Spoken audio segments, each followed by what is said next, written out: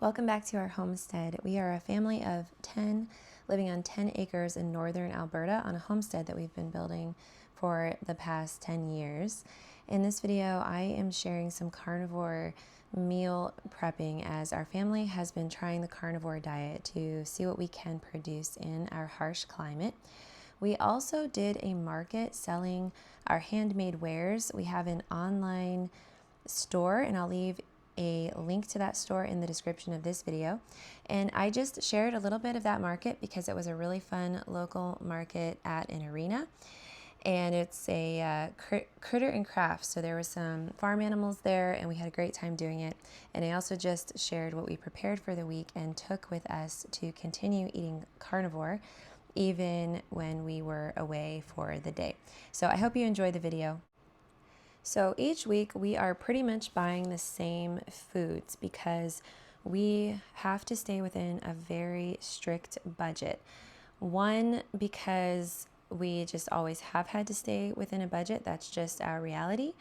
And two, because we are trying to slowly produce the carnivore diet for ourselves.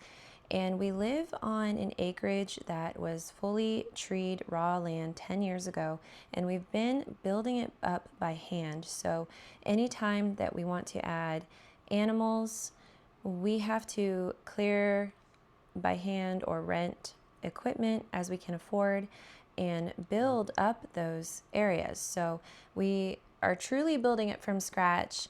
And if we want to do large projects like that, we have to live within an even smaller budget to be able to set aside the income to be able to do that. So we're kind of looking at this very restrictive diet as that whole, short-term pain, long-term gain, at least we hope. So what we've been buying has mostly been ground beef because right now for us that is the most inexpensive meat. And a lot of eggs, obviously. Yeah, eggs are a really good protein, a really good thing to have on hand for carnivore.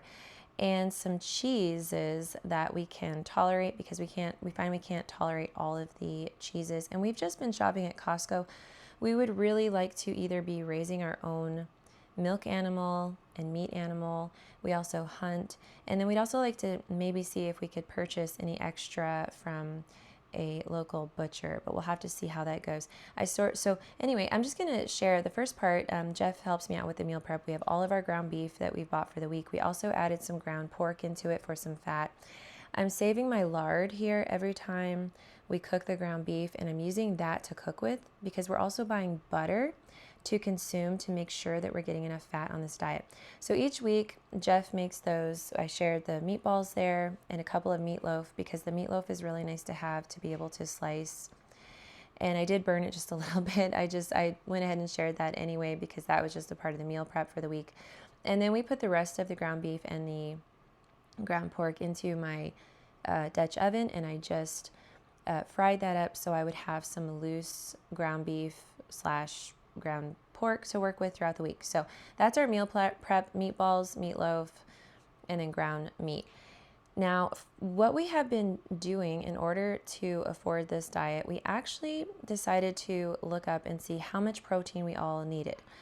There are two reasons for this. The first reason is that when we started doing carnivore, we were spending a lot of money trying to figure the diet out. And we were also finding that we weren't really that hungry.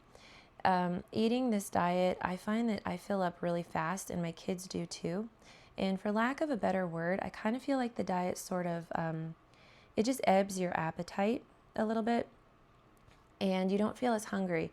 The problem with this is that I don't think we were eating quite enough each day.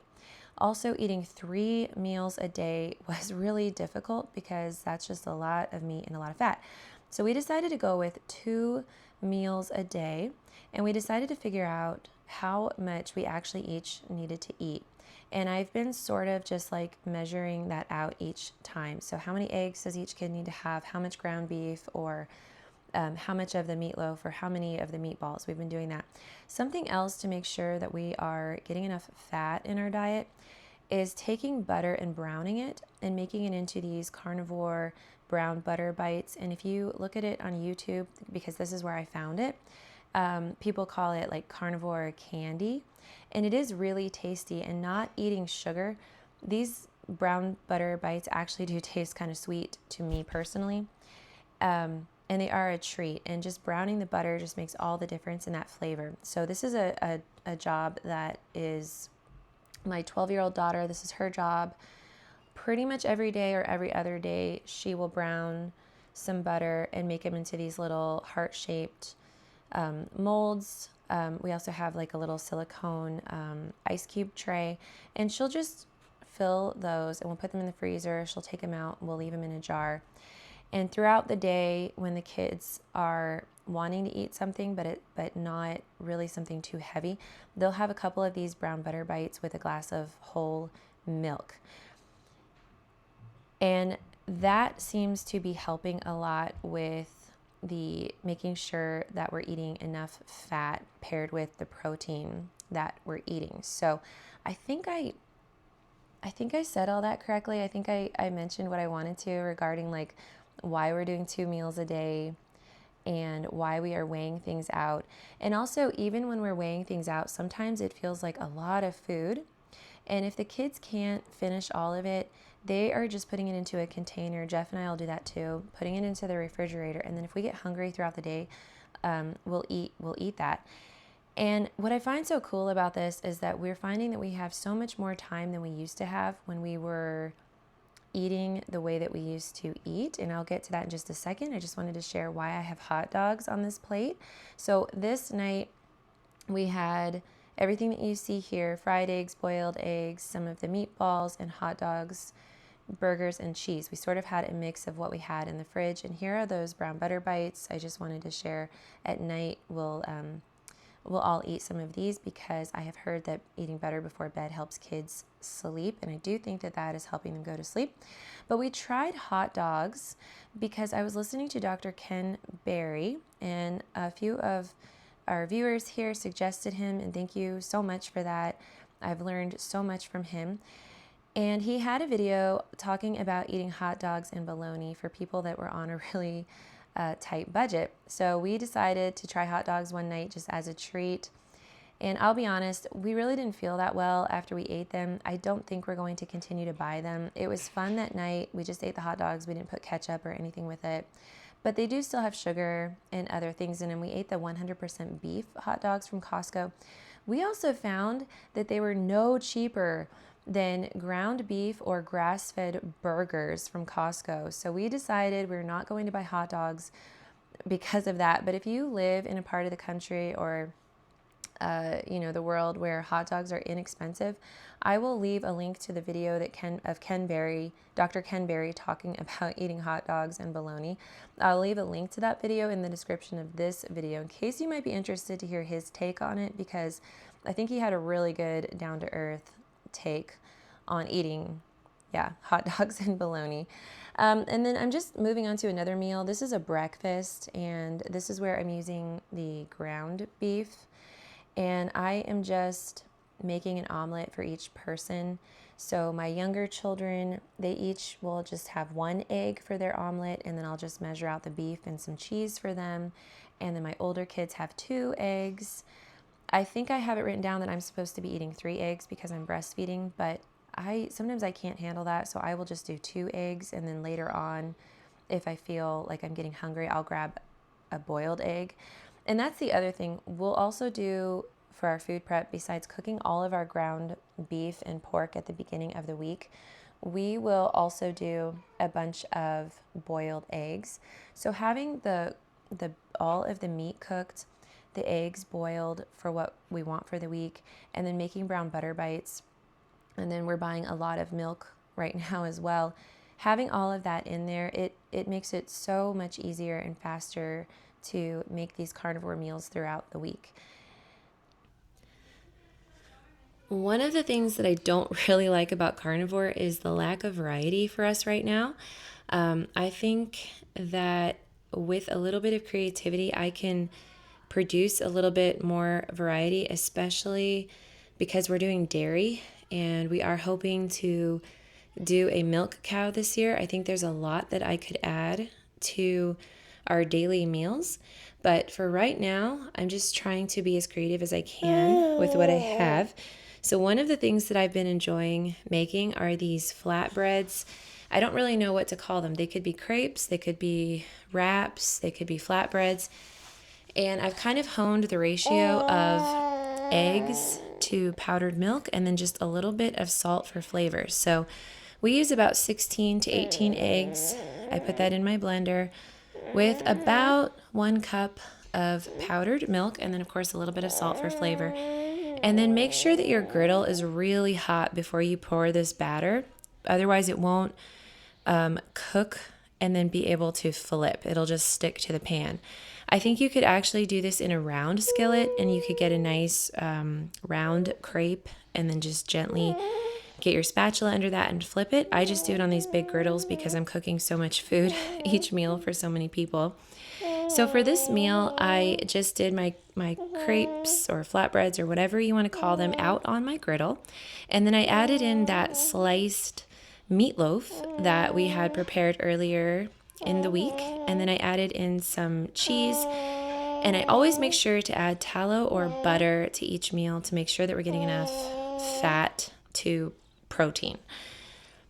These crepes are really versatile because you could fill them with whipped cream. And I know it's not carnivore, but you could put some fresh berries in them. And in actual fact, I think I might try that as we have our fruits come into season that we have on our homestead, strawberries, Saskatoon berries, things like that. I think that would be really delicious, although I know that that is not carnivore. And then something else I want to try with these is maybe making some carnivore noodles because they roll up really well. They hold their shape really well. And I think I could slice them thin enough and make some carnivore noodles and then maybe, with a ground beef and cheese topping or make a cheese sauce or something like that. So that is something I am going to try and see if it works and share that in the future. And then sometimes I'll just make them into flatbread quesadillas, add some cheese, fold it over and slice that up and give that to my toddlers. And the next meal is that meatloaf, again with some cheesy scrambled eggs. And then I'm just sharing what I packed for the following day because we were going to be gone all day. And I just did some of that meatloaf diced up, some cubed cheddar cheese, and then some boiled eggs. And that was our meal for the following day. And then we were getting ready for this market. Geoff and I went and set up the night before so that we would be on time the next day, getting there early enough. And as we're setting up, I wanted to share a few things about our experience on the carnivore diet. And I think I mentioned at the beginning of the video that we are trying the carnivore diet not just for health reasons, but because we live in a very harsh northern climate. We would like to see if we could produce our own food. Carnivore diet is a lot more feasible for us to produce up here. We have tried for years to garden and grow enough food to be able to can. And it's been very difficult. We've had about 7 years of that, a little bit longer actually. But the carnivore diet is something we can produce through meat animals and dairy animals, chickens, eggs, things like that. But health-wise, I just thought I would mention a few things. We are finding that we have a lot more time because we're just doing those 2 big meals a day and then saving some of the food and eating it throughout the day as we're hungry. We just have so much more time to do things that we want to do, need to do. Also, getting up earlier and not feeling fatigued. I don't feel like I have to get up right away, get straight to a cup of coffee to wake up. When I wake up, I start my day with some warm salt water. I am still drinking coffee, but that is something that I'm considering quitting at some point because I know it's not carnivore. For Geoff, he's mentioned that he feels like he can get up and get right to work. And because we're eating breakfast later, we can hold off longer the first part of the day. We are not hungry first thing in the morning. So we have this little fasting window.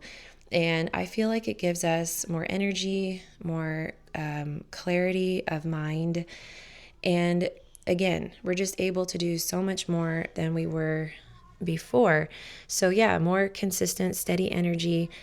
One of our daughters also struggled with food migraines, and at one point she was getting a migraine every single day. And we didn't want to just rely on medication to help her with those migraines, but we also didn't want her to suffer. And doing carnivore, she has only had, so we've been doing carnivore for a little over 8 weeks. She has only had one migraine.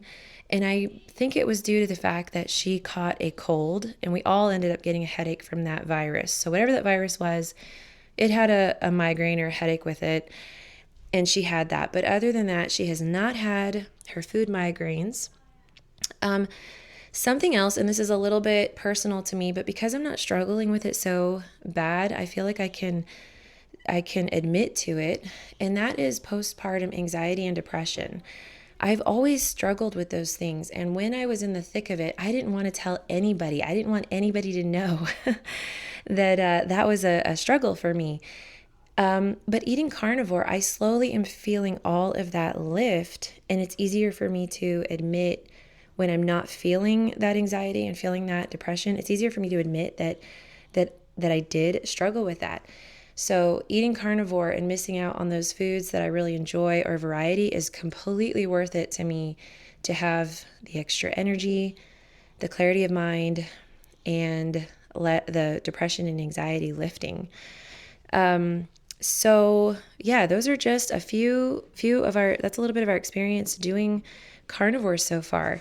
And I'm going to go ahead and wrap up the video here. And we would love for you to like and subscribe and leave a comment or idea or suggestion that you would like to see in future videos. And I hope you enjoyed this video. Thanks for watching.